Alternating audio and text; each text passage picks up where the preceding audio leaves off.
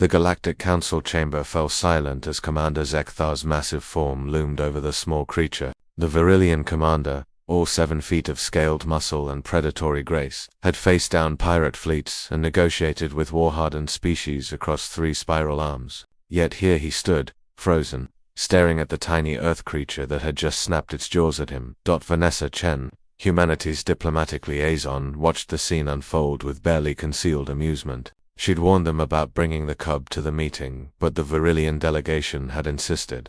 They wanted to demonstrate their species' natural dominance, their instinctive hierarchy. What better way than to show how even their young commanded respect? The cub, barely 3 months old by human standards, had been sleeping peacefully in its containment field until Commander Zekthar had leaned too close during his presentation. The startled creature had lashed out with surprising speed, its needle-sharp teeth clicking shut inches from the commander's snout. "This is outrageous," Counselor Vexana hissed from her elevated platform. "Your creature attacked a superior officer. This displays humanity's lack of control, their good instinct," Roman Rodriguez said calmly, not looking up from his datapad. The chamber erupted in confused chatter. Roman, humanity's military observer, finally raised his eyes. His expression was relaxed, almost bored, as if discussing the weather rather than a potential diplomatic incident. "Excuse me." Zekthar's voice dropped to a dangerous rumble. "The creature assaulted me. This demands consequences."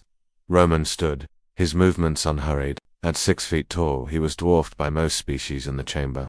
But something in his bearing made others instinctively step back. Vanessa recognized that look. Her colleague had spent 20 years in humanities special operations before joining the diplomatic corps. He'd seen things that made galactic politics seem quaint. "Commander, you invaded the cub's personal space while it was vulnerable," Roman explained, his tone professorial. It responded with a warning display. No contact was made. No harm intended or delivered. "That's textbook defensive behavior." He paused, letting his words sink in. "Good instinct. It's a cub," Zekthar snarled. "An inferior should not challenge a superior." "Inferior?" Roman's eyebrow rose fractionally. "Commander, what species is that cub?" "It's a Terran apex predator," Zekthar said proudly. "Canis lupus. Your people call it a wolf. We acquired it to study Earth's predatory hierarchy. Our intelligence suggested your intelligence was incomplete," Vanessa interjected smoothly, rising from her seat. She walked toward the containment field where the cub sat,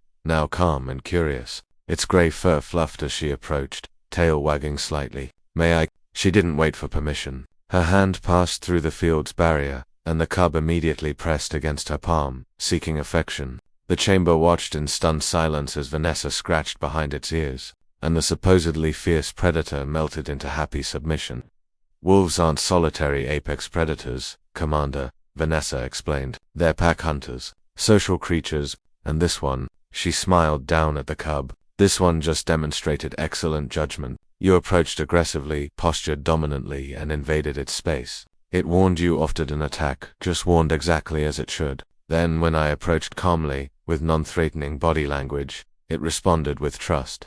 Roman moved closer, pulling up holographic displays from his datapad. "Humanity domesticated wolves over 15,000 years ago. We didn't do it through dominance or superiority. We did it through partnership, mutual benefit, trust." He gestured to the images floating in the air: ancient humans and wolves hunting together, sleeping beside fires, raising young side by side. "We recognized their intelligence, their social complexity, their value. We didn't break them, we befriended them. This is absurd." Counselor Vexana slammed her appendage on her console. "You're defending insubordination. In our cultures, in proper civilizations, the young learn their place through fear." Roman's voice cut through her protest like a blade. "Is that what you were about to say, Counselor? The young learn through fear, through punishment for natural defensive reactions." The temperature in the room seemed to drop several degrees. Vanessa saw several delegates shift uncomfortably. Humanity had only been part of the Galactic Council for 30 years, but in that time, they'd developed a reputation.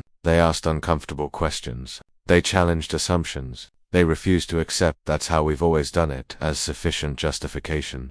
"When humans evaluate instinct," Roman continued, his voice carrying to every corner of the chamber, "we don't punish individuals for appropriate responses to threat. We praise them." That cub displayed situational awareness, proportional response, and self-preservation instinct. In human military training, those are exactly the qualities we cultivate. He turned to face Zekthar directly. Commander, I meant no offense when I said good instinct. I was being sincere. Your approach was flawed and the cub responded perfectly. If anything, you should be grateful, it only warned you. Zekthara's scales rippled with suppressed emotion. And if I had been a true threat, then you would have learned why wolves hunt in packs, Vanessa said quietly, and why humans chose them as partners rather than prey. The implication hung in the air. The Galactic Council had viewed humanity's admission with skepticism, these young upstarts from a backwater world, claiming to deserve a seat among ancient civilizations. But humans kept surprising them, not with technological superiority or military might, though they had both, with perspective, with their strange insistence on evaluating individuals rather than enforcing hierarchies, with their pack-bonding instinct that extended beyond their own species. Councillor Vexenar broke the silence. This is ... irregular. What do you propose we do with the creature? Send it home, Roman said immediately, to a sanctuary where it can live with its own kind, learn proper pack behavior, and grow into the magnificent predator it's meant to become, not locked in a containment field as someone's object lesson in dominance.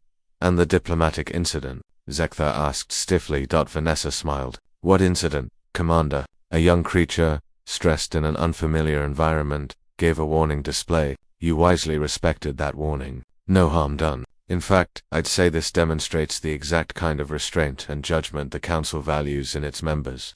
She'd given him an out, and Zekthar was wise enough to take it. He inclined his head slightly.